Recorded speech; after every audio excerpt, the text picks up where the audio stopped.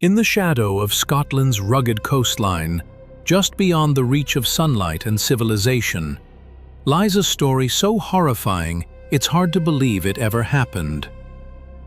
A family hidden in a sea cave, 100 victims, or more, and a feast of flesh that spanned generations. This is not a tale of ghosts or folklore. This is the legend of Sawney Bean. For centuries, this tale has been whispered in hushed tones, a dark thread woven into the fabric of Scottish history.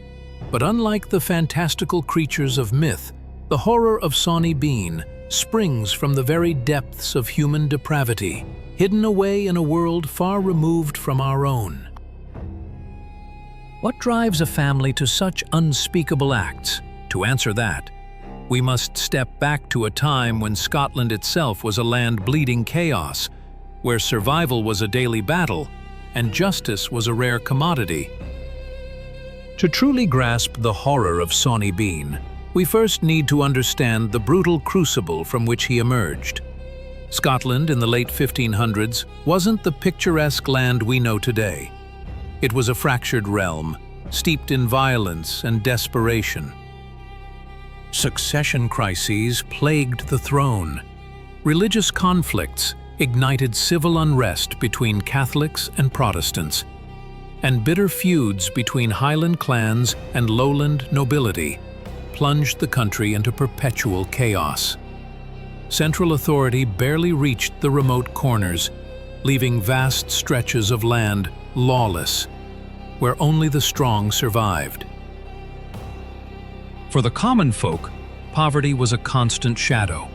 To be poor in 16th century Scotland wasn't just to be hungry, it was to be invisible. A life lived on the fringes of survival. Travelers often vanished along treacherous roads, mistaken for casualties of the endemic banditry and feuds. This was the landscape of desperation, where the boundaries of humanity began to blur. It was from this brutal, lawless land that the man called Alexander Sawney Bean would emerge.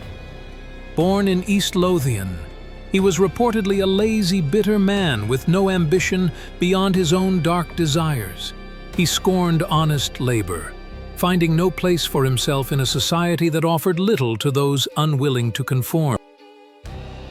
In time, he found a kindred spirit in a woman as cruel and aimless as himself. Some stories call her Agnes Douglas. Others simply refer to her as a witch, a testament to the primal fear she inspired. Together, their shared depravity found a dangerous synergy. They vanished into the wilderness, drawn to a hidden coastal cave near Banan Head, a perfect sanctuary, unreachable at high tide, invisible from the winding roads above. It was a place where they could exist beyond the reach of law, morality, and God. It was a place perfect for hiding in plain sight. The cave at Banan Head is real. A labyrinthine gullet swallowed by the sea, nearly 100 meters deep, with winding passageways and vast stone chambers. For the Bean Clan, it became more than a shelter. It became their entire world, their dark universe. They learned to adapt, to survive in this unique, hostile environment. Natural vents allowed air to circulate. Fresh water dripped from the ceiling, and hidden chambers provided space for their gruesome activities. This absolute isolation, this complete severance from humanity, allowed their monstrous transformation to take root and flourish.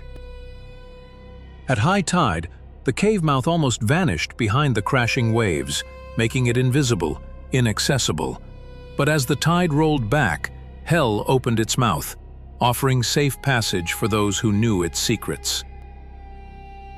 Deep within this rock-hewn womb, the Bean Clan began to multiply. Sawney and his wife had children, and those children, knowing no other human contact, had children with each other. This was not merely survival.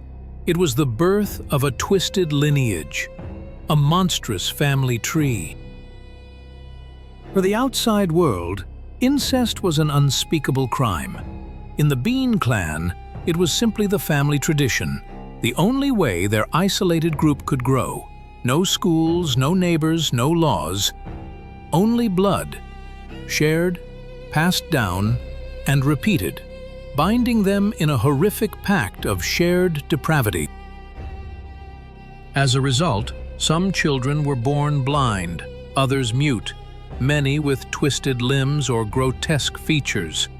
Yet they were not cast out. The family protected their own. For as long as they could kill and cook, they belonged. Over 2 decades, the Bean Clan swelled to 48 members, a fortress of flesh bound by secrecy and the taste of blood. The Bean family did not steal cattle. They didn't rob homes. Their sustenance was far more sinister. They hunted people. Their targets were ordinary travelers, merchants, pilgrims, wandering couples, people who wouldn't be missed right away, people they could eat. Once captured, bodies were dragged back to the cave where the ritual began: dismemberment, salting, boiling, and consumption. It was a system, a family business of death. Some meat was eaten raw, some dried like jerky for later consumption, indicating a chilling foresight and efficiency. The putrid smell of rot would have permeated the cave, a foul stench to any outsider. But to the Bean Clan, it was the smell of survival. It was the smell of home. Over 25 years, hundreds disappeared along the treacherous roads of southwest Scotland. Some left no trace, others left only blood. A chilling pattern emerged, but without a body, without a culprit, the mystery deepened into terror. Local villagers were consumed by fear. They blamed highwaymen, witches, even monstrous beasts from the wild. But they never imagined the truth lived just a few miles away, hidden beneath the waves. As fear mounted, so too did suspicion. Innocent people were arrested, tortured, and even executed for crimes they did not commit. Scapegoats for an unimaginable evil. The Beans remained hidden, perfectly camouflaged by the very chaos they exploited. While others hanged for their crimes, the true monsters thrived. The land was bleeding, soaked in innocent blood. And still, no one found the truth. Not yet. For 25 years, the Bean family's reign of terror remained unbroken. Dozens of victims vanished without a trace, their screams swallowed by the Scottish wilderness, until one night the perfect system fractured. A man got away. He and his wife were returning from a fair, their laughter echoing through the night. Then, figures burst from the darkness with crude weapons. His wife screamed, but they dragged her away into the trees. Before he could follow, 3 attackers lunged. He fought like a madman, slashing wildly with his blade, running, desperate. Bloodied, shaking, and barely alive, he stumbled into the next village, collapsing into a tavern. His fragmented words, barely coherent, spoke of monsters, of unspeakable horrors. For the first time in decades, someone had survived the Beans, and his testimony would ignite a firestorm. News of the unprecedented attack and the survivors' harrowing tale swiftly reached Edinburgh. This was no ordinary crime. It wasn't just a threat to travelers, it jeopardized trade, discouraged tourism, and directly challenged the Crown's control over the vital southwest region. Finally, King James VI took notice. The king, determined to restore order and reassert royal authority, assembled a formidable force. 400 men, soldiers, scouts, trackers, even bloodhounds. This was an unprecedented show of force, a small army dispatched not for war, but for a criminal hunt.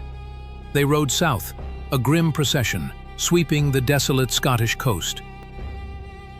They meticulously searched every cave, questioned every local. The days turned into a relentless, fruitless quest.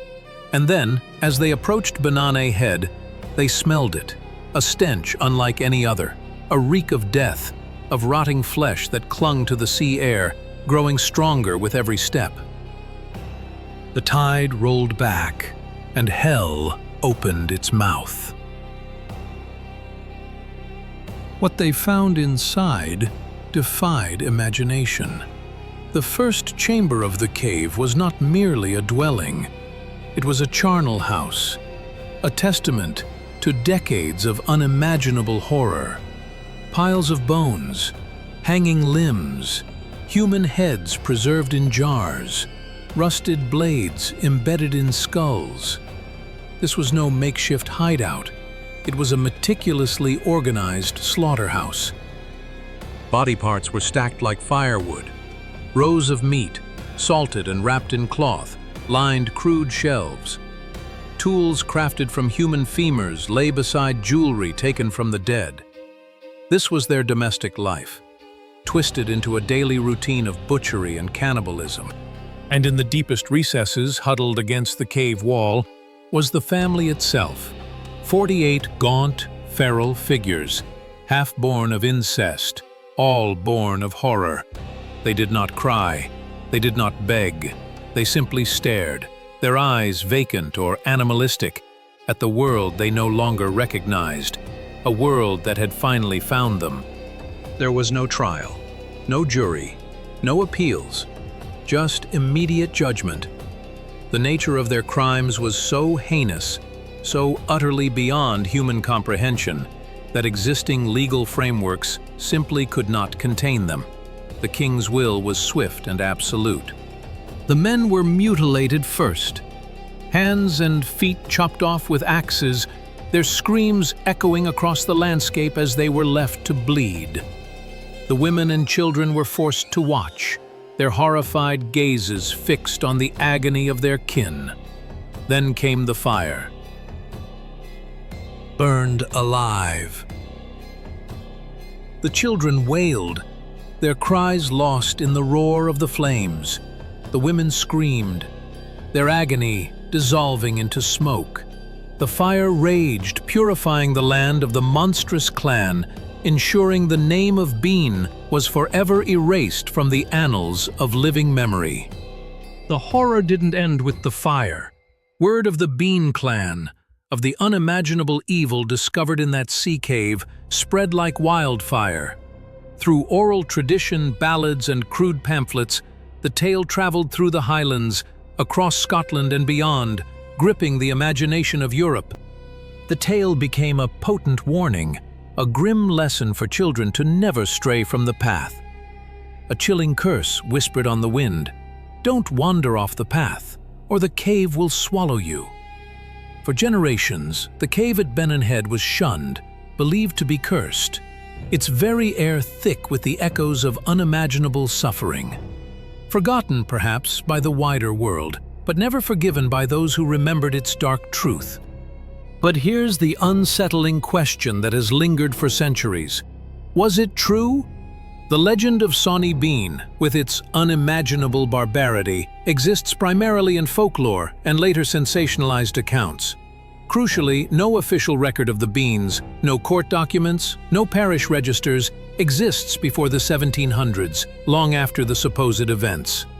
Some historians argue the story was invented. Perhaps it was royal propaganda, a chilling tale concocted by King James VI to scare the unruly Highlanders into submission, to paint them as savage monsters of the north, requiring strict English control. Or simply a weaponized folktale designed to spread fear and exert power. Or was it all true? The cave at Banane Head is still there, a tangible piece of the legend. Could such a monstrous family have existed, hidden in plain sight, their crimes unrecorded by a fractured, distracted authority? The silence that now hangs over the cave feels chillingly real. Centuries have passed since the alleged eradication of the Bean Clan, yet the cave still breathes. Hidden at Banana Head, where sea meets stone, it waits. Hikers pass it, tourists pose near it, drawn by its stark beauty. Few dare to venture deep within its dark maw. Inside, there are no screams now. Only the echoes of the sea, and perhaps the echoes of a distant past.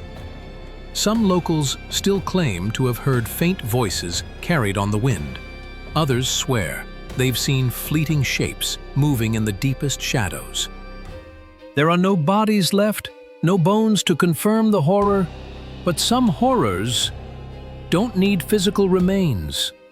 They leave an indelible mark on the land itself, a chilling imprint that lingers for generations, woven into the very fabric of place. In every nation, there are stories we whisper in the dark, stories of what happens when humanity slips, when hunger conquers conscience, when cruelty becomes tradition. The legend of Sawney Bean may never be fully proven, may forever remain on the murky border between fact and fable. But whether real or metaphor, the tale of Sawney Bean serves as a chilling reminder. What we bury in the dark always finds a way to crawl back into the light. It reminds us of the fragility of order, the depths of human depravity, and the primal fear of the unknown that can exist just beyond the edge of our world. The cave at Banana Head is still there. The darkness still lingers, and if you ever walk near that rugged coastline, listen carefully. The past might still be hungry.